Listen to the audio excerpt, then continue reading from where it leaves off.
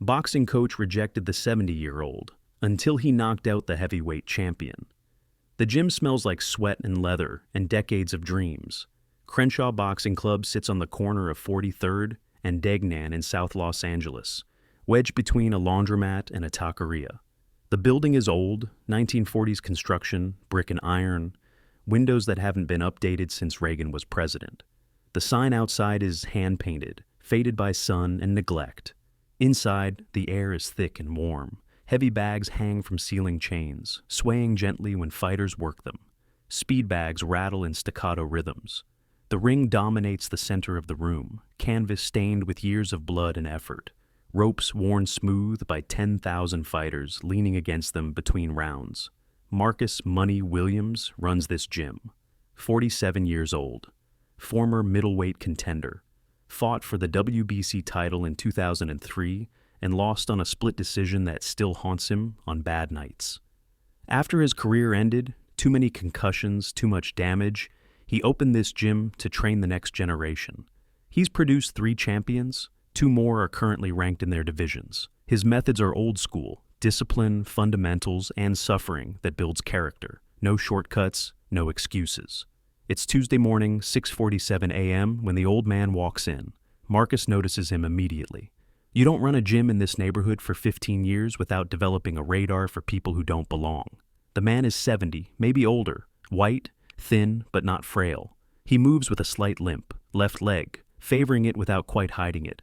His clothes are unremarkable. Gray sweatpants, a faded blue t-shirt, white sneakers that have seen better decades. His face is weathered, deep lines around the eyes, a nose that's been broken more than once. Marcus can always tell. Gray hair cropped short, military style. But it's his hands that catch Marcus's attention.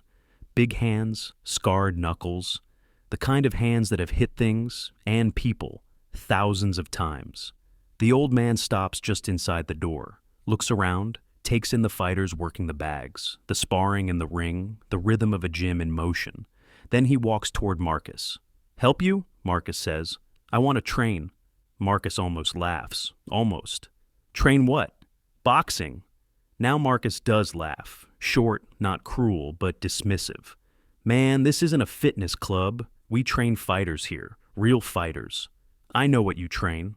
"Then you know I can't just let anyone walk in off the street. We've got serious athletes here, guys preparing for title fights." "I understand."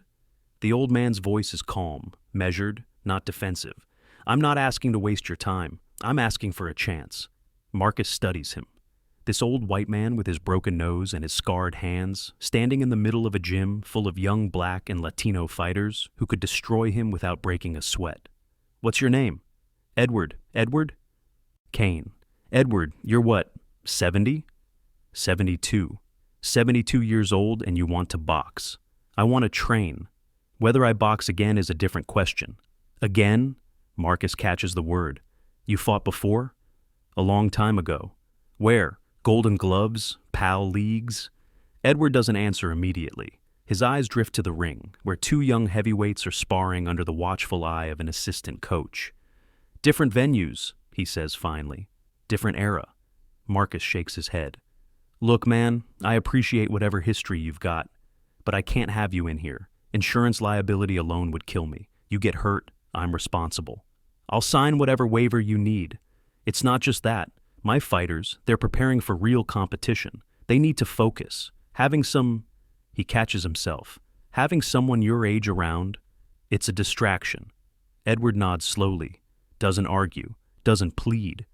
"I understand your position," he says. "But can I ask you one thing before I go?" "What's that?" "You're a heavyweight over there." Edward nods toward the ring.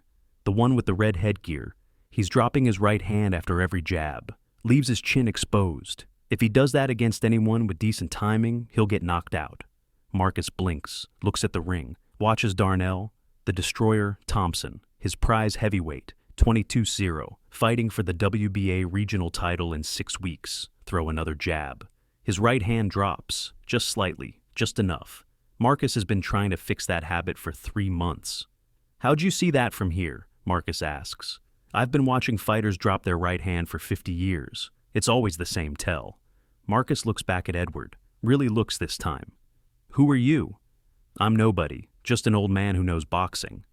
Nobody doesn't see what you just saw, not from 20 feet away in bad lighting. Edward shrugs.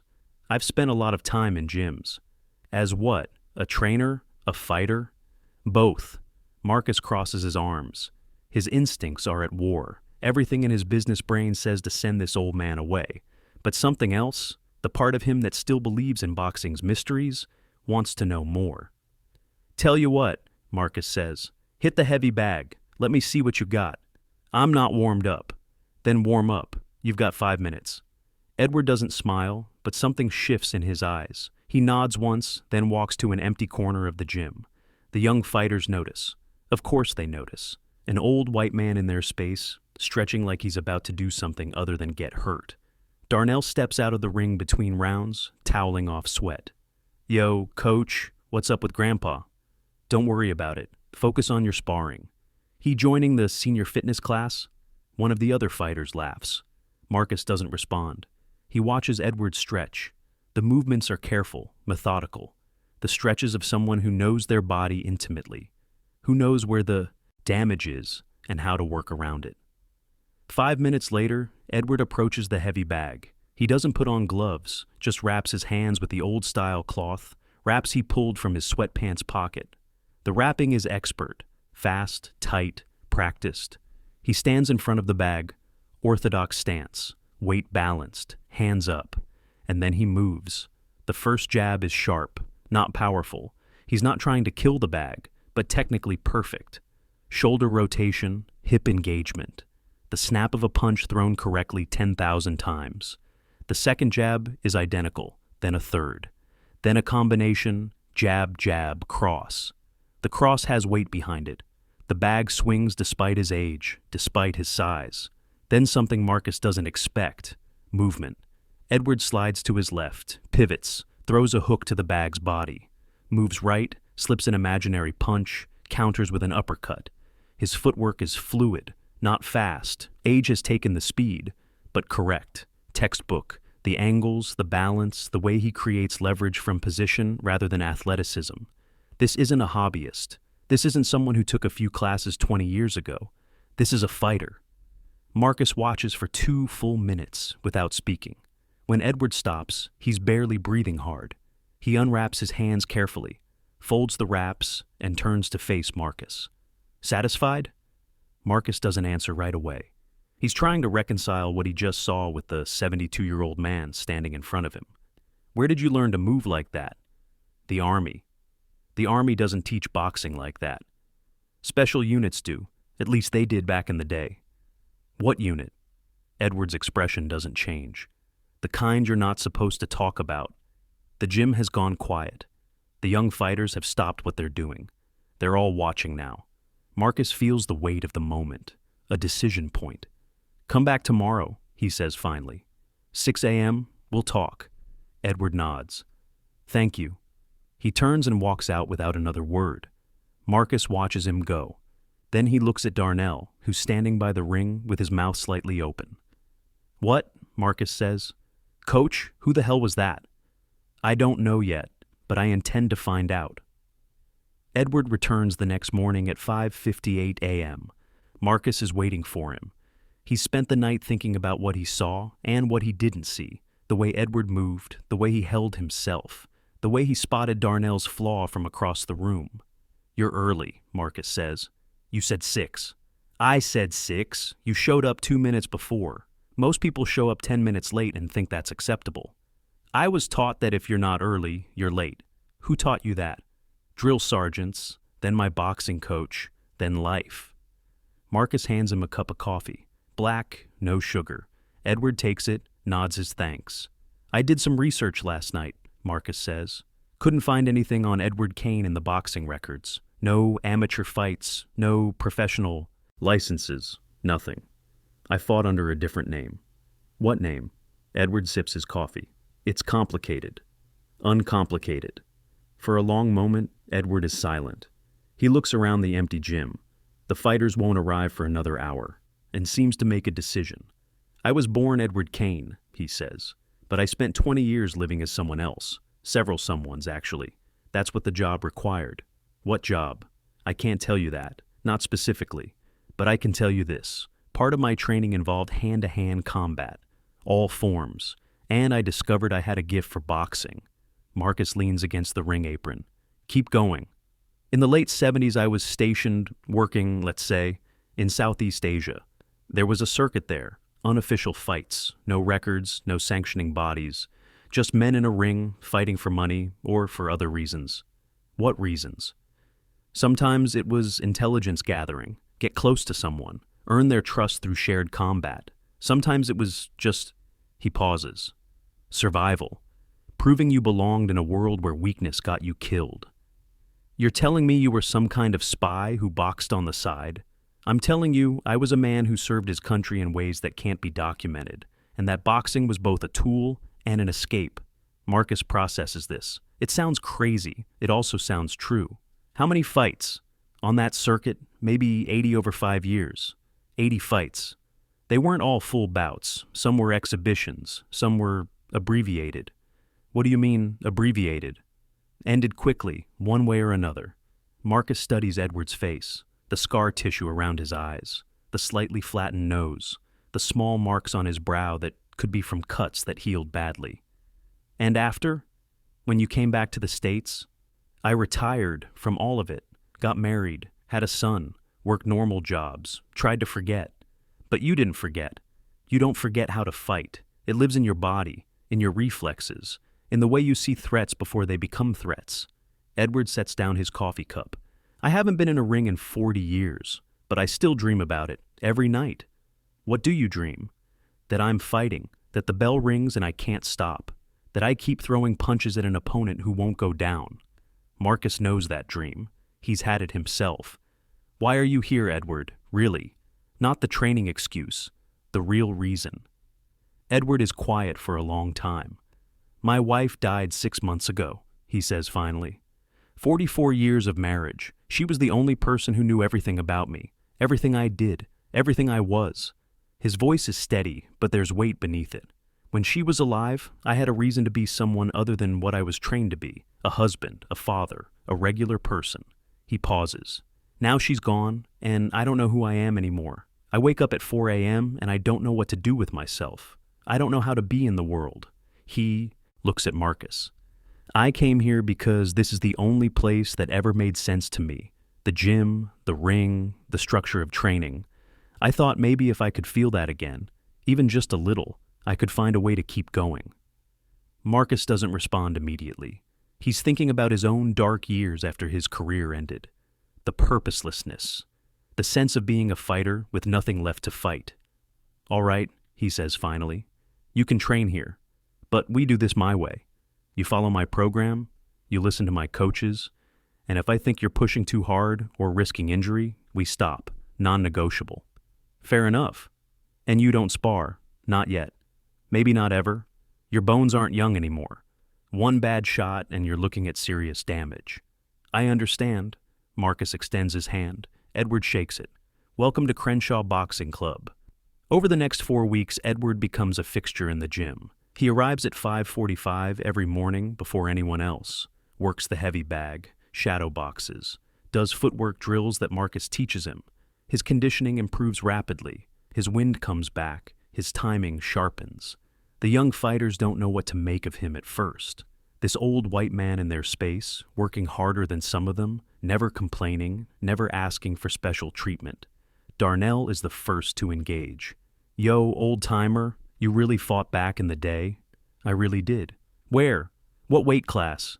Heavyweight, mostly, though I walked around lighter than I am now. Darnell laughs. No offense, but you don't look like a heavyweight. I was heavier then, and it was a different era. Heavyweights weren't all 6'6" giants. Who'd you fight? Anyone I'd know? Edward considers the question. Probably not. Most of my fights weren't recorded, different circumstances. Underground stuff? Something like that? Darnell nods, respecting the mystery, even if he doesn't understand it. Well, your fundamentals are tight. I'll give you that. Coach says you spotted my right hand dropping. You still drop it sometimes, less than before, but it's there. Darnell's jaw tightens. You want to see if you can exploit it? Is that a challenge? Nah, man, I'm just playing. I'm not going to spar with someone's grandpa. He grins. No offense. None taken. But Marcus, watching from across the gym, sees something in Edward's eyes. A flicker. The old hunger. 6 weeks into Edward's training, disaster strikes. It's 3 weeks before Darnell's title fight. He's sparring with another heavyweight, a journeyman named Carlos, who's been brought in to simulate his opponent's style, when Carlos throws an overhand right that lands flush. Darnell goes down. He gets up, shaking his head, insisting he's fine. But Marcus sees the wobble in his legs, calls off the session. The next day, the team doctor delivers the news. Minor concussion. Darnell needs at least 4 weeks of rest. No sparring, no fight. The title shot is postponed indefinitely. Darnell is devastated. He's been working toward this moment for 3 years. The promotional team is furious. Sponsors are threatening to pull out. Marcus spends 2 days trying to salvage the situation. But there's no solution. You can't fake a concussion protocol. On the third night, he's alone in the gym, sitting in the ring, staring at nothing. Edward walks in at 10 p.m., sees Marcus, doesn't say anything, just sits down on a folding chair and waits. He was ready, Marcus says finally. He was going to win that fight. I could feel it. He'll get another shot. Maybe, if the concussion heals right, if the promoters don't move on, if. Marcus rubs his face. 22-0, and it could all end because of one bad sparring session. Who's he fighting? The champion.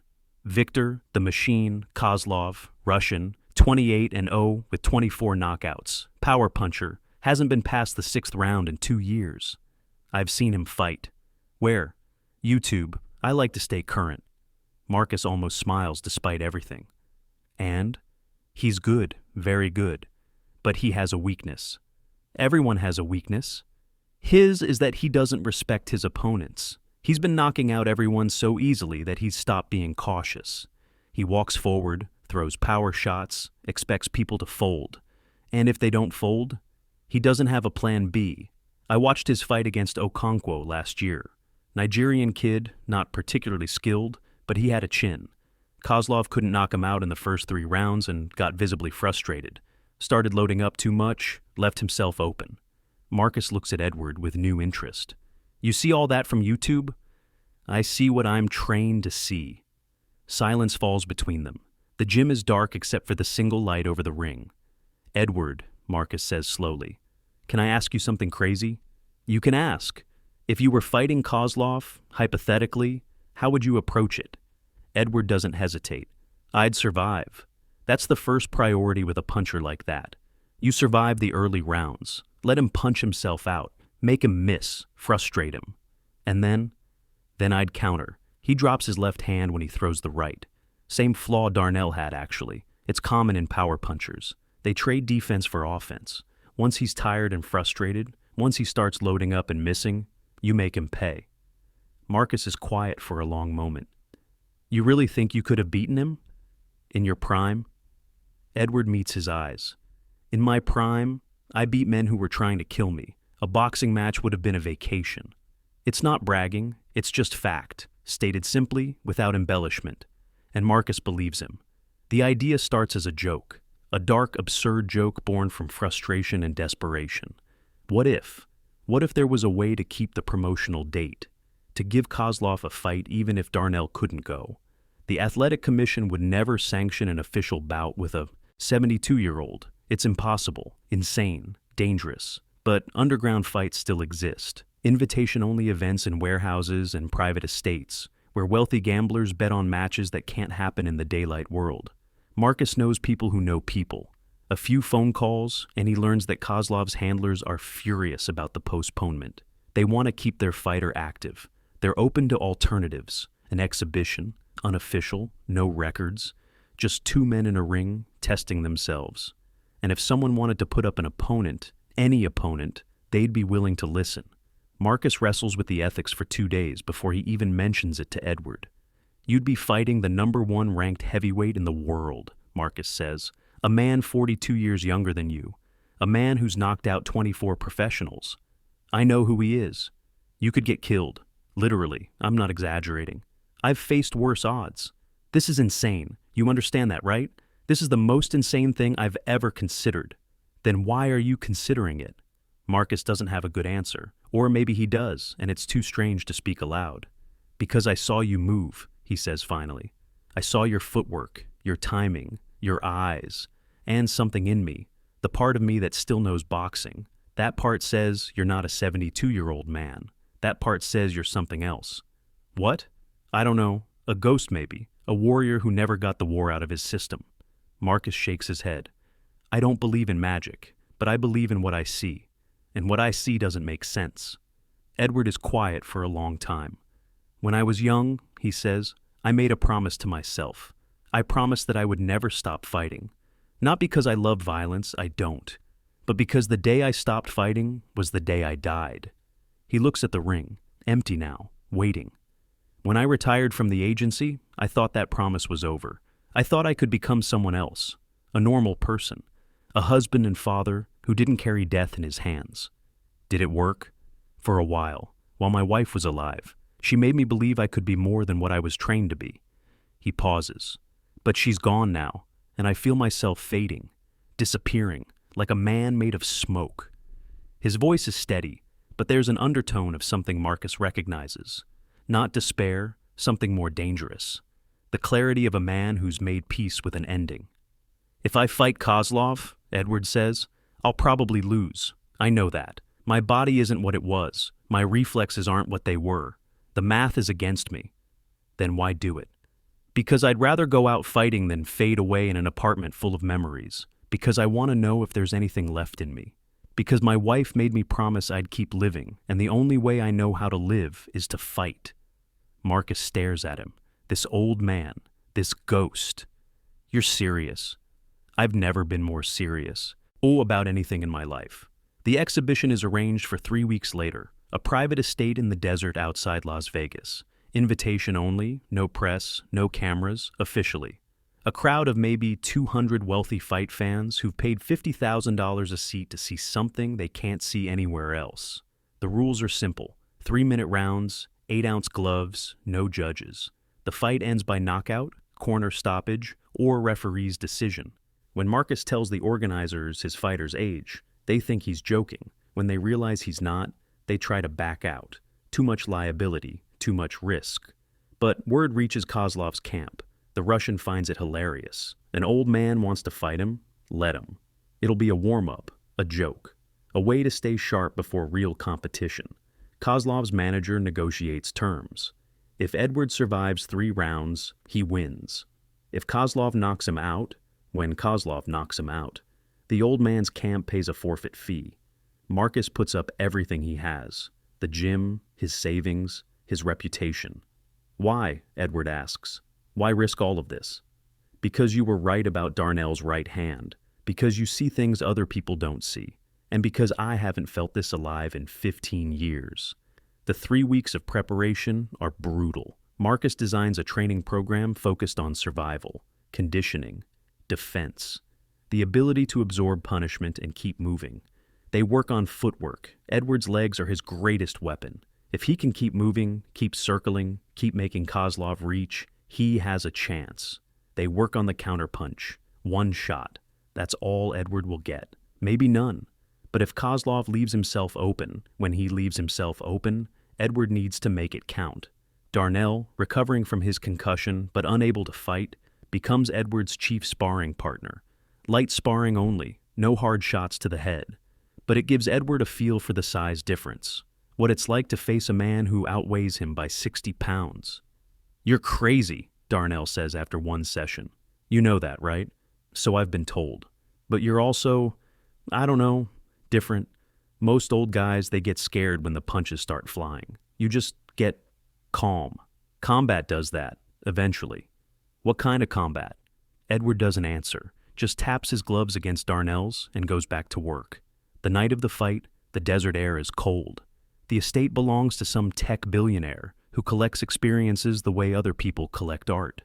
The ring is set up in a converted barn, high ceilings, professional lighting, a crowd in tuxedos and evening gowns.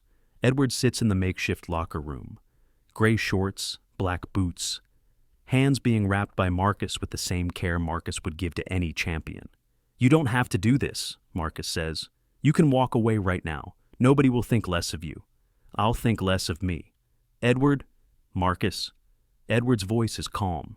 I've been waiting 40 years for this. Not this fight specifically, just this feeling. The feeling of purpose, of knowing exactly what I'm supposed to do. He flexes his wrapped hands, opens and closes his fists. Whatever happens in that ring, I want you to know. You gave me back something I thought was gone forever. You gave me back myself. Marcus doesn't trust his voice. He just nods and keeps rapping. When Edward walks to the ring, the crowd goes silent. They were expecting someone, they weren't sure who. A last-minute replacement, a local journeyman, not this. Not an old man with gray hair and a body that shows every one of its 72 years. There are murmurs, laughter. Someone shouts, "Is this a joke?" Edward doesn't react. He climbs through the ropes with the help of Marcus, stands in his corner, looks across the ring at Viktor Kozlov. The Russian is everything the statistics promise. 6'4", 247 pounds of muscle, shaved head, cold eyes. The kind of man who was built for violence and perfected through training. Kozlov looks at Edward and smiles, not mocking, almost pitying, like looking at a lamb that doesn't know it's about to be slaughtered. The referee calls both fighters to the center.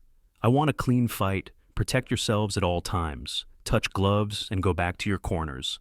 Edward extends his gloves. Kozlov taps them dismissively. They return to their corners. The bell rings.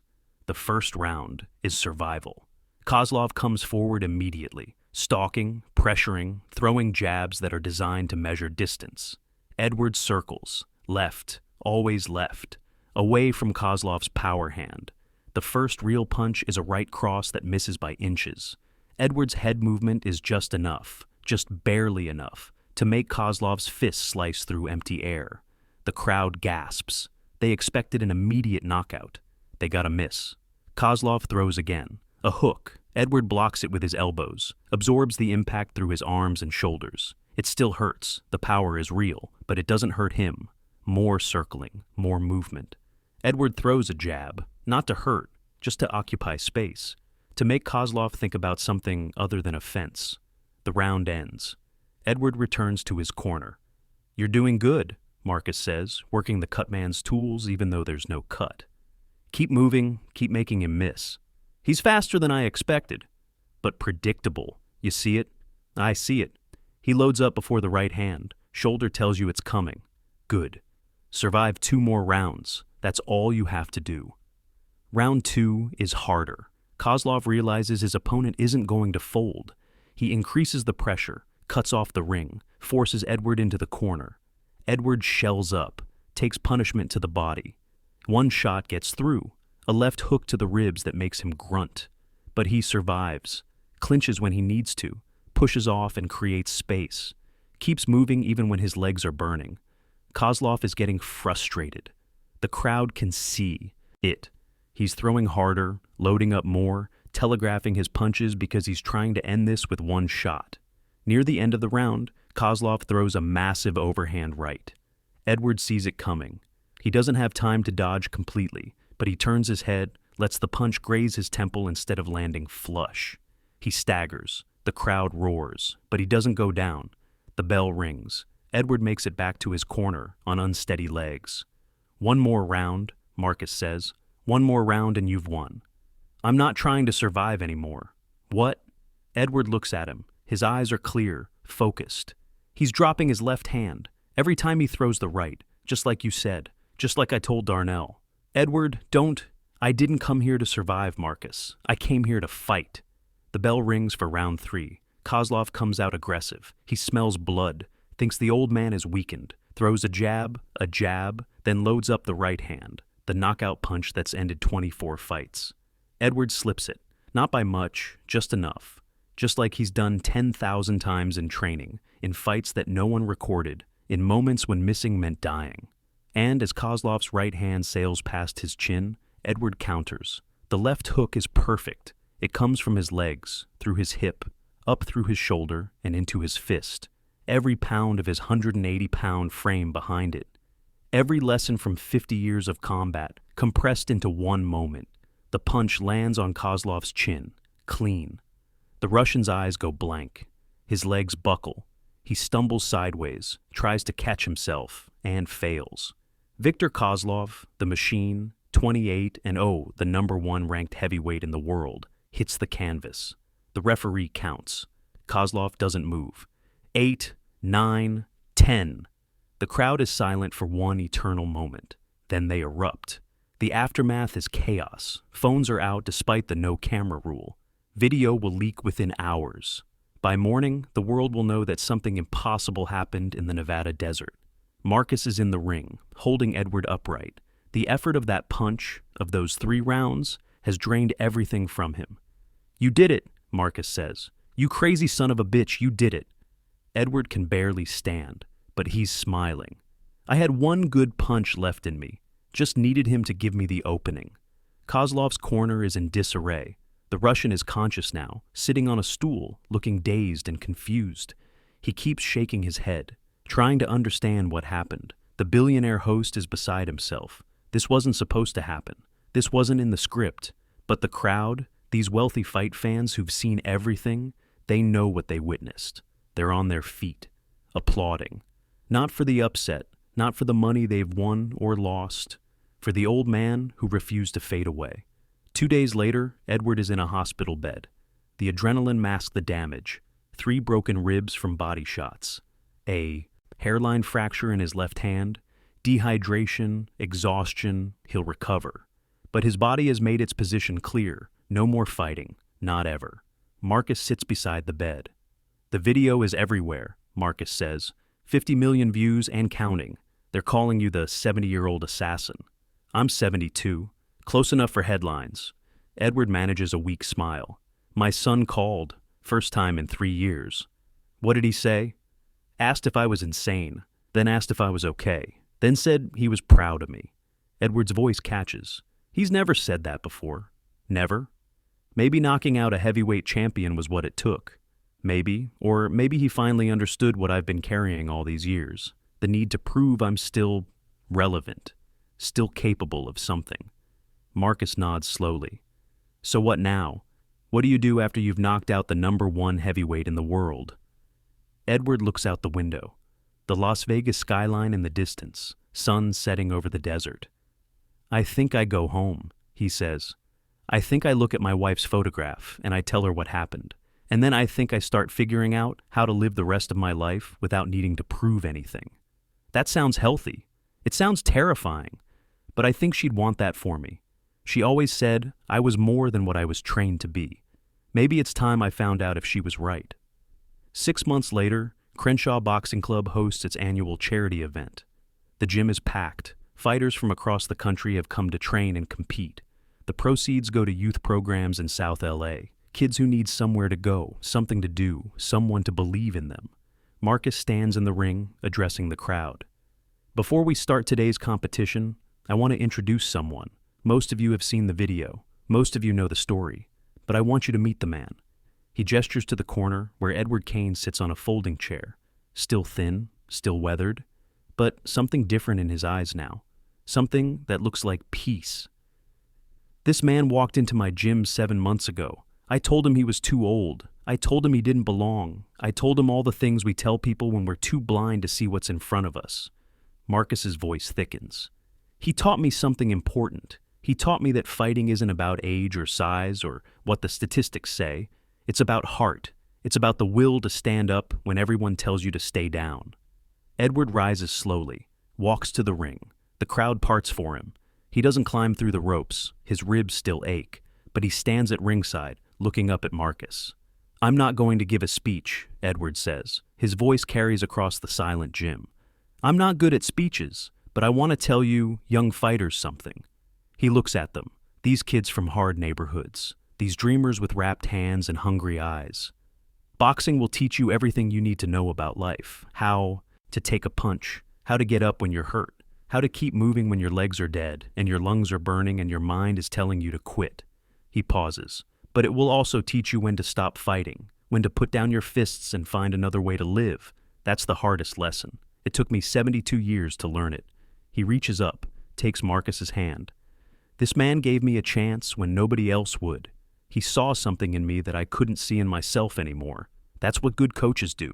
That's what good people do. He looks out at the crowd one more time. Keep fighting, but know when you've won. Know when it's time to take off the gloves and hold your family instead. The gym erupts in applause. Edward steps back, finds his seat again, watches as the young fighters take the ring, as the next generation begins their journeys. He thinks about his wife, about the life they built together, about the secrets he carried and the wars he fought, and the long, strange road that led him to this moment. He thinks about Viktor Kozlov, about that one perfect punch, about the feeling of everything coming together in a single instant. He thinks about what comes next, the uncertain territory of a life without fighting. And for the first time, in as long as he can remember, he's not afraid. Edward Kane lives quietly now. He moved to a small house outside Tucson, close enough to visit his wife's grave every week, far enough from everything to find the silence he needed. He doesn't watch the video, the 50 million views, the replays, the slow-motion analysis of that knockout. He doesn't need to. He was there. He remembers every moment, but he keeps one photograph on his desk. It's from the charity event. Him and Marcus standing in front of the ring, both of them smiling. Underneath, Marcus wrote, "To the old man who taught me that champions come in every age, your brother in boxing, Marcus." Once a month, Edward drives to LA, works with the young fighters at Crenshaw, doesn't coach exactly, just watches, offers a word here and there, a suggestion about footwork, a correction on hand position. The kids call him Mr. Kane, some of them call him Grandpa, and he doesn't mind. Darnell got his title shot 6 months after the exhibition, won by TKO in the 7th round. When the belt was wrapped around his waist, he pointed to the crowd, to the old man sitting in the 3rd row. "That one's for you, Edward, the OG." Edward just nodded, smiled, felt something warm in his chest that might have been pride or might have been healing. One night, late, Edward sits on his porch and watches the stars. He thinks about all the fights, the ones on record and the ones that will never be known, the men he faced and the missions he survived and the cost of a life spent in combat. He thinks about his wife, about her voice, about the way she used to touch his face after he had had a bad dream, telling him he was home now, safe. He thinks about the ring in that desert barn, the crowd, the moment before the bell rang, and he realizes something he couldn't have understood before. The knockout wasn't the victory. The victory was walking into that gym at 72 years old and asking for a chance. The victory was refusing to disappear. The victory was proving, to himself, to everyone, that the fight never ends. It just changes form. He closes his eyes, feels the desert breeze on his face, and for the first time in 72 years, Edward Kane stops fighting. Not because he lost, because he finally won. Maybe that's what courage really is. Not the absence of fear, not the willingness to face impossible odds, but the wisdom to know when the fight is over, and the strength to embrace what comes next. History forgets the noise.